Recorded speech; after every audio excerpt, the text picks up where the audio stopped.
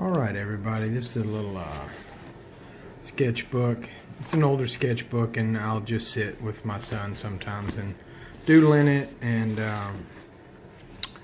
one of the things I was doing was trying to help my son draw alongside me, and so I was trying to teach him how to do just a basic stick man, you know, a little basic bird and spelling our names. And then I do this practice a lot where I'll just let the pen flow, and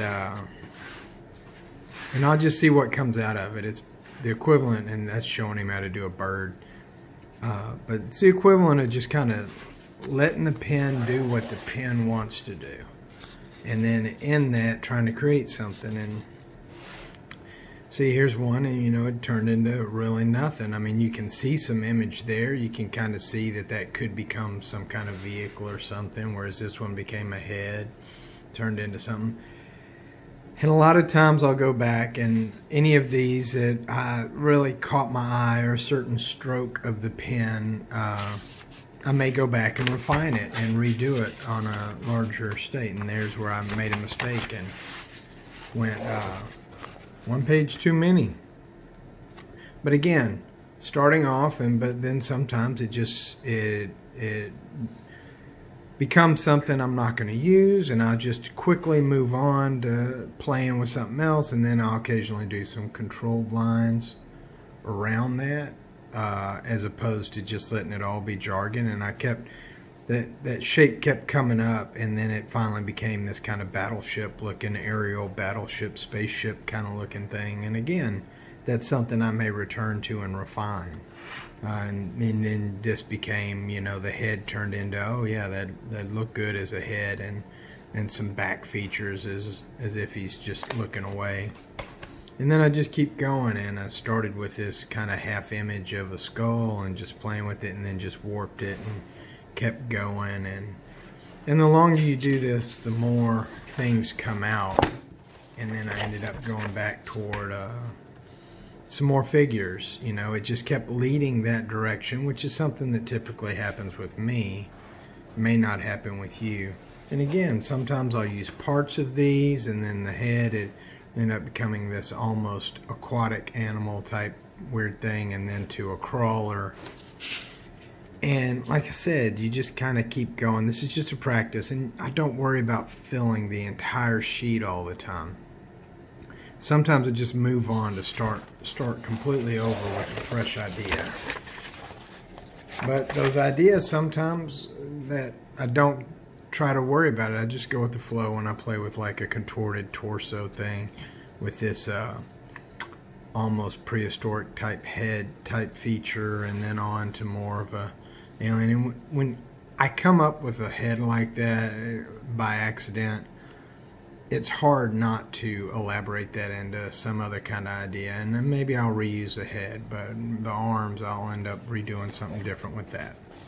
You know, I may revisit these, and then yet again, sometimes it helps to just start a new page and go from there. And I ended up with this kind of little rough ship, and then just kept going and flowing and just trying to play, you know. And this is all just kind of like in a sitting, and sometimes I end up with nothing, you know. But I don't give up. I keep going. I keep playing. And especially if I think I've lost most of the page, I may just play with penmanship, and I'll do doodles like this. Almost all this stuff starts with just these, I don't know if you can see it very well, these random ink marks, and then I convert and expound on it. This is something you can do too. And then sometimes I'll get a page where I'm just feeling it, and I go into a little more detail and just play with those shapes to try to convert them into something, kind of like an aerial little cruiser here, and just another cruiser, and I just keep going. And then this one ended up being more of a creature slash person sprawled out, and I can always expand on that. It can become any number of things. And again, I end up with ships and just playing with little blasts and stuff. And you can have a lot of fun doing this, you know. It's and just feeling it and playing with it and throwing a fin up there, or turning that line into a fin as opposed to the main body of the shape, and then just playing with some scratchy lines and having fun and just continuing to go. And then, you know, you end up with something like this where it's nothing, but I may end up reusing some of those shapes into another feature, another thing. And then you end up in a situation like this where I end up doing kind of some land vehicles that just keep playing, and it's all about just playing with those lines, just letting it flow. And then I ended up, instead of being a land vehicle, it almost ended up into an abstract kind of bird, maybe an alien style bird, some kind of flying creature. Never know. And that was pretty much the end of that day. I mean, the thing is, there's no real such thing as writer's block or artist block. You just have to start moving that pen. Sometimes it's nothing. Sometimes it becomes something. But I bet even this, that if I took a minute, I could turn that into something. And tell you what, let me grab an ink pen. And let's just play and see what I can do with that, you know. Let me go ahead and zoom down some. And if you're wondering about that blue tape is my frame of reference so I can keep my pad in the camera's view. I want to make sure that when I'm making videos that I can kind of see that. But I mean, I can almost see a little Star Wars type porte-cochere right there. Get that, you know, Jabba the Hutt type of thing. And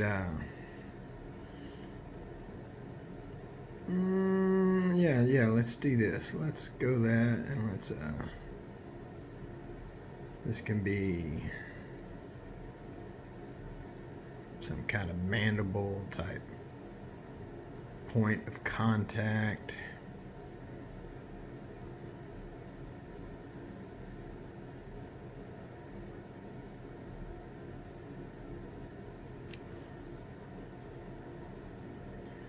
Some kind of gun deck, but it's so far away you can't really tell what it is, but you can kind of see somebody up under that deck to give you some size type comparison, and work some shading, like this is almost overhanging the rest of it. And you know, you just got to have fun with it. And I'm not worried about the directional light or anything like that. When I'm doing this, I'm just trying to say, hey, let's make this something first, and then we can always go back and refine that idea if we find that it works or it excites us in some way. You know, it does not have to be perfect. It does not. Just create the shapes by, like I said, because any of this can be refined, it can be changed. Anything can happen with that at a later date, okay? And you can play with light at a later date. There's nothing that says the light has to be correct today, especially when you don't even know what you're working on. You don't even know what you're dealing with, and you're just letting your imagination have some fun. And so let's put some kind of port right there, some kind of vent shape,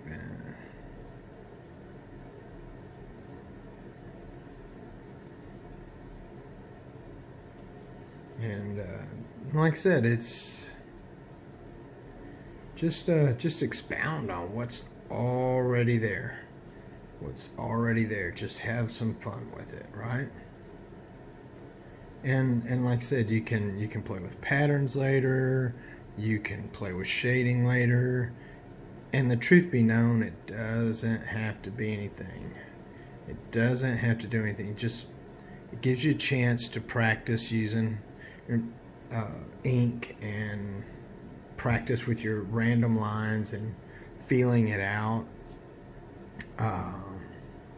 And by the way, this is just a classic Bic pen that you can get in like a 10-pack for $1 from Walmart.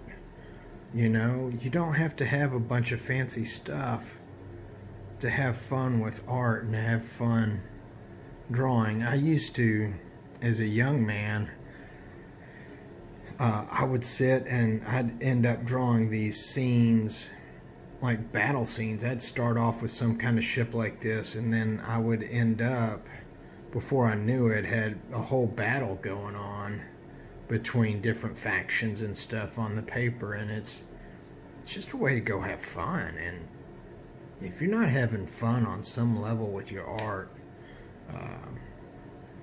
it's not going to flourish.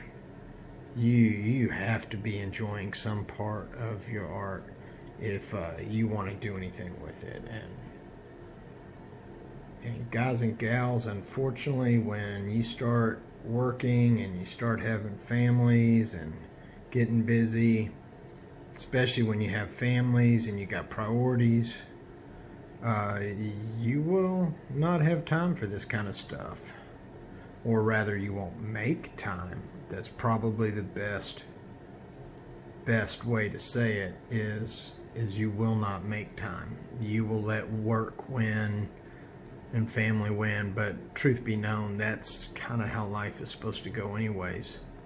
One of the reasons I can do this is I worked hard and ended up not doing my art for quite some time and all that, and it left me with a hunger of why I'm not doing something more with the ability, with the gift. I mean, I worked at it, right? But it is a gift. And if you have it, you need to realize it is a gift. It is not something that just anybody can do. Regardless of what your skill level is, it's something that you're going to have or not, and then you can work on it. You can teach yourself. You can improve your skill, and you can learn about things like light and getting things right, and kind of find where you fit in it. But what I did was I worked really hard, and I got into a situation where I got into real estate and worked my tail off doing real estate while I was doing my other job. So I was working 2 full-time jobs, so to speak, and finally got the real estate to a point where I didn't have to actually have the regular job to meet my level of living I was at. I'm not rich, I'm nothing like that, but I decided that I don't have to chase that wealth. I have certain aspects that I have that are fulfilled. My cost of living is fulfilled, and so now I can come do this, and then this is just icing on the cake. But not everybody's going to be able to do that by choice or by ability, so you just have to think about that. So if you're one of those people out there and you got some talent, but you're thinking about doing something other than your art, enjoy it while you have it, because there's likely going to come a time where you don't make time for your art. And I have some friends I went to school with that were gifted artists, and they got off working and family and all that and never did anything with it. Could they pick up something and still do art? Sure they could. But the reality is, you get the kids out the house, you start doing all that, and then you end up with grandkids. Or you do something like me and you decide to have another child later in life. And that's totally worth it to me. Now, what you just saw me do with that ink pen is, these ink pens tend to get some boogers on them, where the ink will ball up on the end here. And so I will take my pen and I will roll it to get those boogers off, so I don't end up with some glob trail,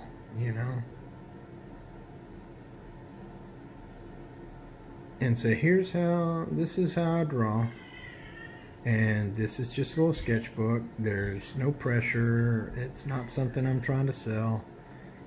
So if it messes up, it messes up. And I can take any part of this ship and take any part of it, and I can expand it, I can remove the gunner, or I can expand the gunner, make the gunner bigger, and now you can't even see him, so he's just part of this craft. I can play with shading, it doesn't matter, you know, I can go back to the video at any point and figure out where I should have stopped or should have done something a little different, or gone a little further, or like I said, take different parts of it and play with it, you know. Something like this, as simple as it is, to me, it kind of works. And so then I can come in with some shading like that. And that's the thing about these sketchbooks. You can always return back to them. You can always return back to them. And you can play with them. You can recreate any of these outlines. You can play with line variation to create depth. You know, you make some bolder lines to kind of control your edges and separate things. You can come back with some professional ink pens and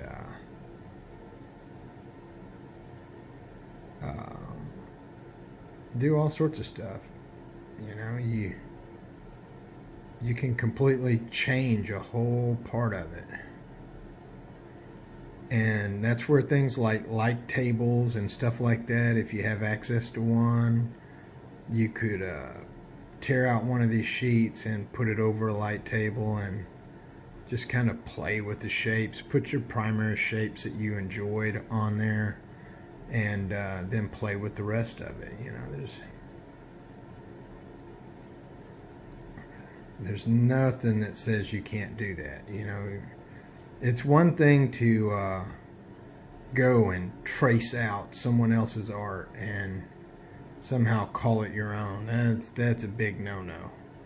But if you're going to take your art and you're gonna put it on a projector and put it up on a wall, you know, people say, "Oh, you're tracing." Well, man, you had to create the shape to begin with, and you still got to make the shape work.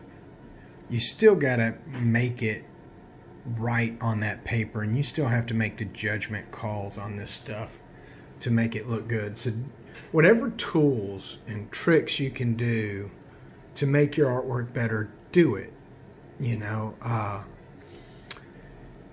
man, just even grabbing a sheet of tracing paper and going back over your idea to clean it up, you know, to refine these lines, and then having some professional ink pens. I have some over there, but I don't mess with them when I'm just playing with this stuff. They're expensive. I mean, you know, compared to this pen, they're expensive, you know, but just play and find affordable ways to just play. Get some cheap paper. I can't tell you how many notebook pads I have done where I have doodled all over it and then had to recreate it on another sheet of paper because it had lines running through it for handwriting and stuff, you know. So but at the end of the day, whether you're using a light tray, whether you're using a projector, or you're just redrawing it by hand on another sheet, refine your work. Just refine it. No author writes their story and submits it as is. They go back through it. Do that with your art.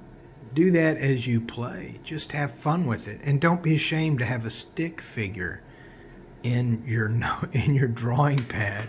I mean, for goodness sake, I've got stick birds in here trying to show my 4-year-old how to draw. Right? I got little happy people in here, stick people, you know. And at the end of the day, that's what you need to do. You need to experiment. You need to draw, and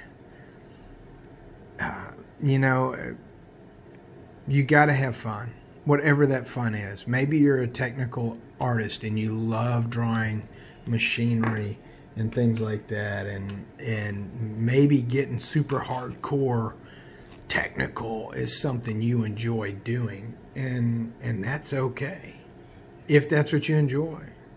And maybe if you're one of those people that's what you have to do for a living, or That's how all your art is. Every now and then, just let go and throw caution to the wind and just play, and don't worry about how perfect it's going to be. You know, just go have fun. And then you can go back to your conformity, and you're trying to create a piece of art and trying to make something you can sell. But you should have a certain amount of time for exploration. And maybe you're somebody that's all you do is loose, crazy stuff, right? Well, maybe you should spend a little time trying to do some technical line drawing, whether it's architecture, mechanical, or whatever, just to do it for that discipline. All right, well, I hope y'all have enjoyed going through my sketchbook and watching me try to refine something. And I hope y'all get to do some art, and I hope y'all get to have some fun with it. Y'all take care.